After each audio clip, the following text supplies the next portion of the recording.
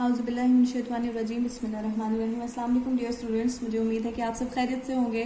आज के लेक्चर में हम अपना ग्रामर वर्क थोड़ा सा पढ़ लेते हैं कि ग्रामर, आपको पता है ना, ग्रामर जो है इंग्लिश लैंग्वेज की बेस है।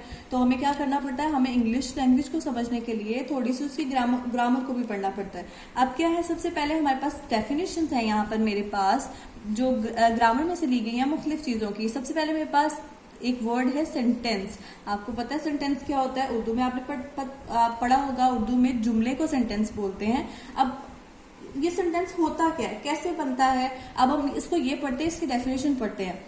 A meaningful group of words that express a complete thought is called a sentence। अब सेंटेंस क्या होता है, जब हम बहुत से वर्ड्स को, बहुत से एक ग्रुप ऑफ वर्ड्स को, दो या उससे ज्यादा वर्ड्स को आपस में उसको कंबाइन करते हैं, उसका कॉम्बिनेशन बनाते हैं और वो मीनिंगफुल होते हैं, यानी कि ऐसे अल्फाज जो हमें समझ आ रहे होते हैं, जब हम उनका पूरा ग्रुप बना के हम बोलते हैं, एक्सप्रेस करते हैं, किसी को बताते हैं, तो फिर वो हमारी समझ में आता है और दूसरे को भी इससे हम अपनी फीलिंग्स को, अपने इमोशंस को और अपने थॉट्स को समझा सकते हैं कि हम क्या कहना चाह रहे हैं। तो ये हमारे पास क्या, जो बात हमारी किसी को समझ आ जाती है, एक ग्रुप ऑफ वर्ड्स में से अगर वो बात समझ आ जाती है लोगों को, तो वो हमारे पास क्या होता है, वो हमारे पास सेंटेंस होता है।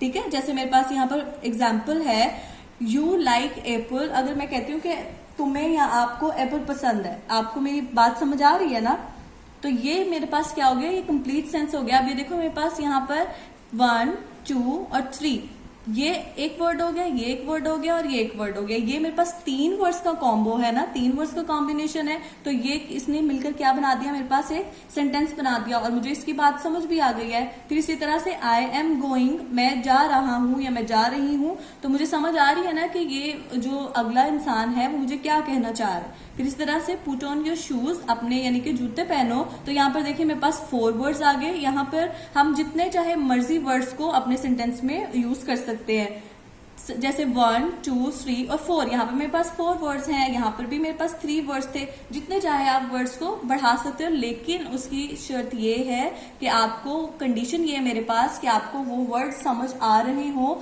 आपको वो वर्ड्स को कंबाइन करने से सेंस बन रही हो। ठीक है, फिर इसके बाद अब क्या होता है, हमारे पास सेंटेंस की अब टाइप्स भी हैं। हमारे पास कितनी सेंटेंस की टाइप्स हैं, there are 4 types of sentence. सबसे पहले मेरे पास सिंपल सेंटेंस है, फिर इंट्रोगेटिव सेंटेंस है, एक्सक्लेमेटरी सेंटेंस है और इंपेरेटिव सेंटेंस है। अब सिंपल सेंटेंस यानी कि नॉर्मल जो बातें हम करते हैं आम रूटीन में, सिंपल जो हमारी बात हो रही होती है, उसको हम सिंपल सेंटेंस बोलते हैं।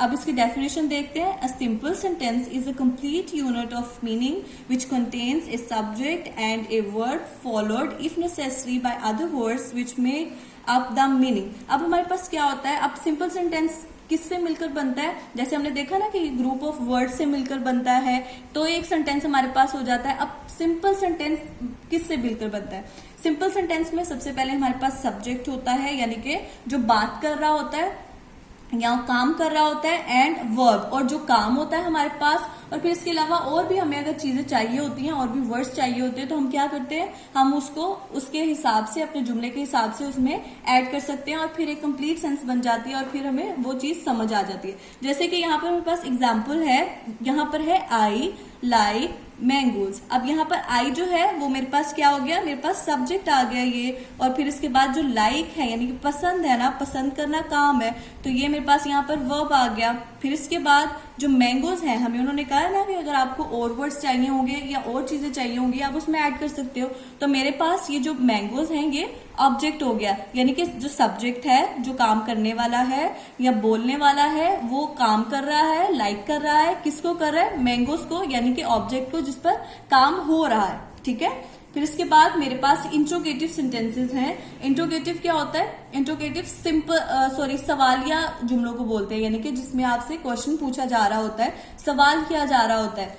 Interrogative sentence is a sentence in the form of a question, it ends with a question mark. अब क्या होता है कि इंट्रोगेटिव एक कैसा सेंटेंस है जिस सेंटेंस में हमें क्या सेंस समझ आती है, क्वेश्चन पूछा जाता है, जिसमें एक क्वेश्चन बनता है। जैसे कि आप कुछ भी पूछते हो, अगर अपने टीचर से पूछते हो कि मे आई गो टू वॉशरूम या मे आई गो टू ड्रिंक वाटर, तो आप क्वेश्चन कर रहे हो ना उनसे, तो फिर अगर आप कॉपी पर भी कोई काम लिखते हो, क्वेश्चन लिखते हो, तो आपको पता चल जाता है कि इसका हमने आंसर देना है। फिर it ends with a question mark, यानी कि जब हम उसको पूरी स्टेटमेंट लिख लेते हैं, पूरा क्वेश्चन लिख लेते हैं, तो हम क्या यूज करते हैं, क्वेश्चन मार्क करते हैं ना। कॉपी पर भी आप क्वेश्चन मार्क का इस्तेमाल करते हो। तो पंक्चुएशन की जो मार्क्स हैं उनमें से हम क्या इस्तेमाल करते हैं, इसमें क्वेश्चन मार्क का इस्तेमाल करते हैं। जैसे एग्जाम्पल है, can you repeat this question. अगर आपको कोई क्वेश्चन समझ नहीं आता तो आप अपनी टीचर से ही बोलते हो ना कि can you please repeat the question, और फिर उसके बाद अगर ये जब हम अगर लिखेंगे हम, तो उसके बाद हम क्या करेंगे, क्वेश्चन मार्क लिखेंगे। बोलते वक्त नहीं हम बोलते, लेकिन लिखते वक्त हम क्वेश्चन मार्क यहाँ पर लगाएंगे। फिर सेकंड है मेरे पास, do you have an extra pencil.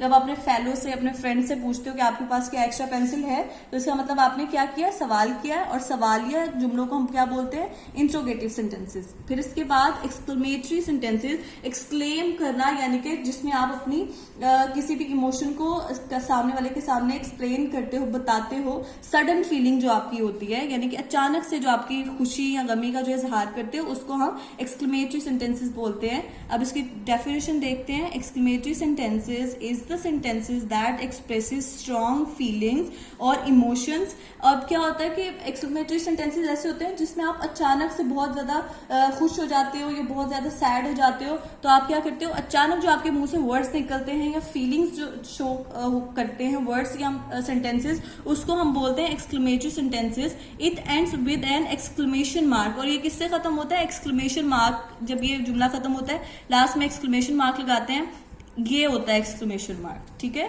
फिर इसकी एग्जांपल देख लेते हैं। Yahoo you won the prize, यानी कि जब अगर कोई प्राइज जीतेगा या फिर कोई उसको कोई गिफ्ट मिलेगा, तो वो क्या कहेगा, याहू, या फिर व्हाट अ ब्यूटीफुल डे। हम कहते हैं ना, कितना प्यारा दिन है आज, यानी कि हम एक्सप्लेन कर रहे हैं अपनी एक्साइटमेंट को। और फिर इसके बाद हम क्या लगाते हैं, यहाँ पर एक्सक्लेमेशन मार्क लगाते हैं जब वो एंड होता है सेंटेंस। फिर इसके बाद है मेरे पास इंपेरेटिव सेंटेंसेस। अब इंपेरेटिव सेंटेंसेस क्या होते हैं, ऐसे सेंटेंसेस होते हैं, imperative sentences is a sentence that express A command और रिक्वेस्ट। अब ऐसे सेंटेंसेस भी तो होते हैं ना, जिसमें हम किसी से क्वेश्चन पूछते हैं, किसी को हम ऑर्डर करते हैं, किसी को रिक्वेस्ट करते हैं, किसी को हुक्म देते हैं, या फिर किसी को एडवाइस करते हैं। तो इन ऐसे सेंटेंसेस को हम क्या बोलते हैं, इंपेरेटिव सेंटेंस। अब यहाँ पर अगर हम यहाँ पर it ends with a period, और ये किससे खत्म होता है, इसको पीरियड के निशान से खत्म करते हैं। तो यहाँ पर ये वाला, जैसे कि एग्जांपल के तौर पे ये निशान है। फिर इसके बाद वो जैसे कह रहा है कि काइंडली पास द बुक, के प्लीज, अब ये जो बुक है वो रिक्वेस्ट कर रहा है ना उससे कि प्लीज ये बुक जरा पास कर दो।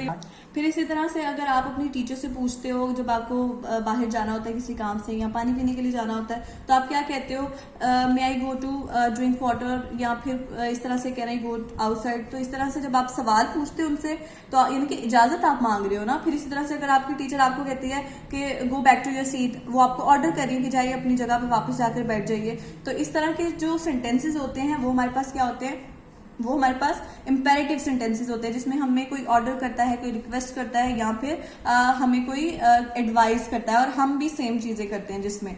तो मुझे उम्मीद है ये जो डेफिनेशंस हैं आपको अच्छे से समझ आ गई होंगी और आप इसको अच्छे से लर्न भी करेंगे। तो इंशाल्लाह नेक्स्ट लेक्चर के साथ दोबारा मिलेंगे। अल्लाह हाफिज।